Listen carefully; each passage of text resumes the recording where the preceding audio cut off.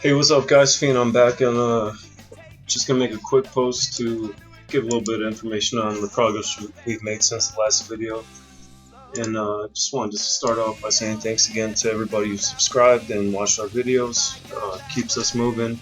We appreciate that for sure. So, last week we left off. I mentioned working on the high-quality MD2 model format that improves the quality of these models substantially, and we were working on getting some of those assets together to demonstrate that, and that's pretty much been accomplished. So the player hands models, the actual robber we're looking at right now, his weapon, it's all using a higher quantization for the vertices in the model, and it looks way better than before. I'm pretty happy with that.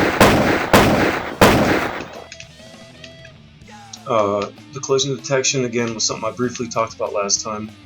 You can kind of see as I move around the world, the geometry actually is a collider or a solid object that, depending on how you want to handle the physics and everything, will basically dictate the collision for the world. So you can see we're working on decals for the surfaces.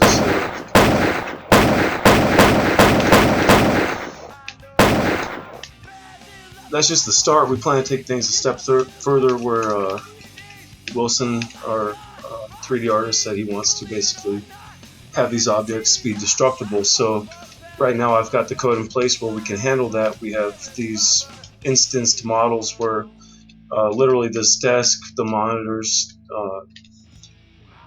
it just occupies one location memory. It's not 9 desks, it's one desk, but the rendering code will basically translate that 9 times depending on the information we tell it. So I basically specify that in a text document for our engine to load at runtime as a specification for the level. I'll just take a quick look here at what that looks like. So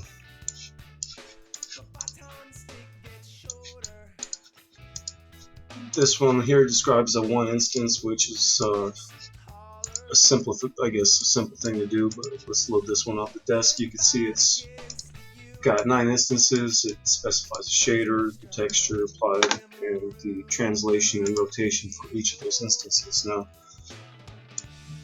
that's the render side. The collision model has to basically be able to do the same thing. So the collision model is stored one time in memory, but then we have to figure out how do we perform collision against that model if it's basically in a non-translated position. So you could basically try a linear approach where you maybe do that collision during the render, so you translate that model before you render it and then perform collision on that. But that can easily get messy and complicated pretty quick, so I've handled that in a pretty simple and efficient way. So instead of translating the collision object according to its instance position, I basically translate the ray origin in the opposite translation of that instance position. So it basically comes down to one vector subtraction, and that performs the translation for the entire instance for our collision detection. And the results are pretty good. You can see that again, running real time here, where the monitor is just one collision model, but what I'm doing is translating the player around that instance position to simplify the calculation.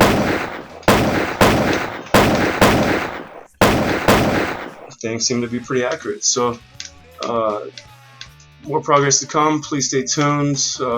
We again thank you for subscribing, and we'll stay in touch. Take care, guys. Peace.